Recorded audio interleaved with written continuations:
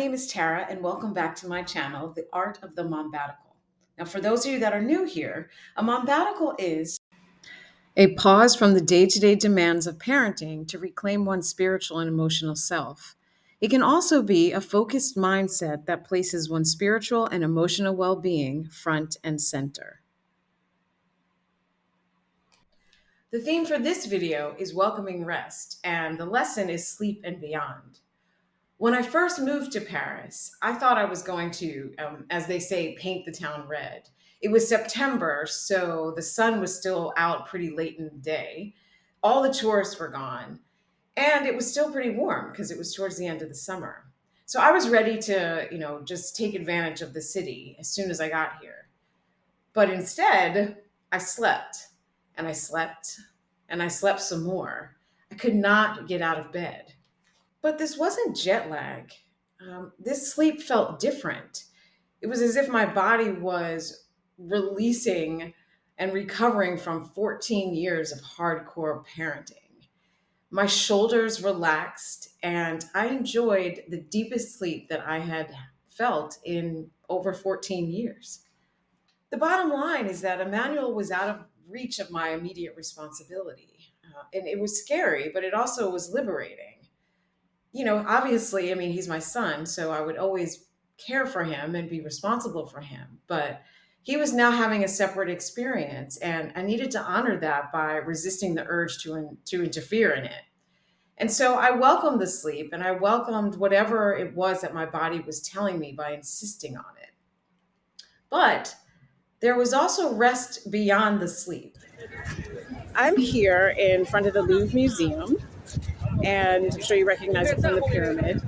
And it's very busy right now. There's a sea of people behind me. It's a Saturday, it's spring break, so there's a lot of visitors. But the Louvre actually has about 8.5 million visitors every year. It's also really sunny today, so that's why I'm wearing my sunglasses. So the Louvre is about 73,000 square meters in size. It holds 35,000 works of art and 350,000 objects, some dating back to about 9,000 years. And they say that it would take about 100 days to see all the things that are in the Louvre Museum.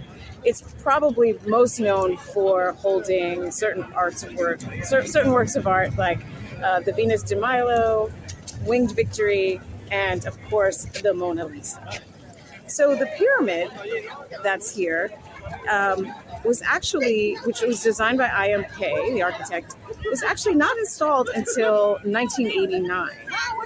And it's funny because the first time I visited the Louvre was in 1985.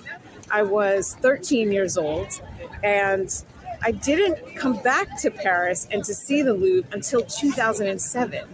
And I remember when I came back in 2007, I was actually really confused. I'm like, I don't remember seeing this big pyramid the first time that I came. And so it wasn't until I looked it up on the internet and realized that, in fact, the pyramid wasn't installed until 1989.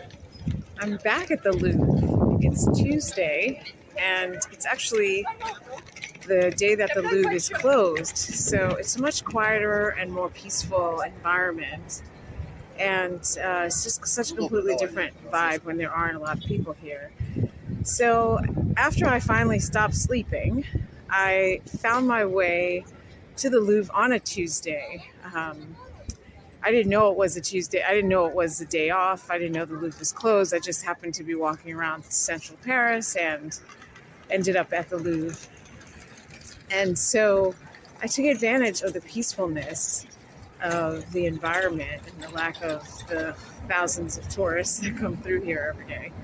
And I took a moment to take a different type of rest. I joined the locals in the grass. I took a seat in the grass that day, and I enjoyed a sandwich and a drink.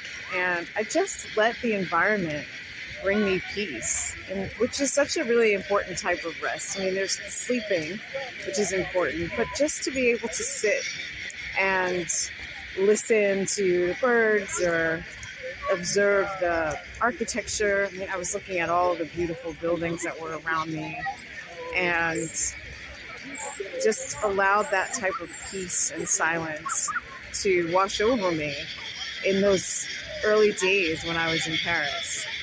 And so I definitely encourage that type of rest too. I think it's so hard for us to slow down and allow ourselves to just do nothing in beautiful places. But it is really important for our rejuvenation. I also spent a lot of time by the water.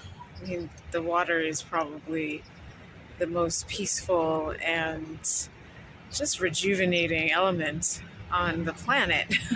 And so walks along the Seine, just sitting and having a coffee, or sometimes I actually wrote by the Seine. I sat right at some of the local cafes and bars along the river. And it's actually one of the things I encourage people who visit to do first is to take one of the Seine tour boats. My favorite is the Bateau Mouche, because not only does it give you a whole view and perspective of the city of Paris, but it's also actually a really relaxing and peaceful way to immerse oneself into the city.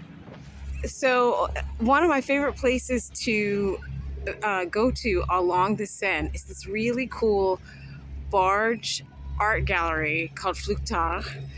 And the energy there is always so positive. You can sit up top and get a drink, but there's also art on display on the lower level. So it's a gallery in a restaurant. And I just love the messages that are on it today. It says L'amour gagne toujours, which is love always wins. La vie est belle, life is beautiful. And on this side, it says joie en l'avenir, which is joy in the future. It's just such a cool space. And, once again, I think taking in spaces like this brings a certain sense of peace and calm in this crazy world that we live in. So I just noticed this sign in front of Flugtag. It says 30 minutes de détente à partir de ce point. And they're saying it's 30 minutes of relaxation starting from this point. What I learned is that when we are blessed with the opportunity to take a pause, we have to welcome rest. We just have to let it in and let it wash over us and help it give us clarity for whatever it is we need for the journey in our lives. So don't fear it, just welcome it in and see what happens when you create space for it. Here are some prompts for you to reflect on rest, and you can feel free to pause the video and journal your responses. Question one: how is the quality of your sleep? When is the next opportunity for you to prioritize deep rest? Two, what places and spaces signify peaceful rest for you? Three, in times of rest, what is your body trying to tell you? What is your spirit trying to tell you? Thanks again so much for visiting my channel. In the next video, we will focus on the theme of stepping into discomfort.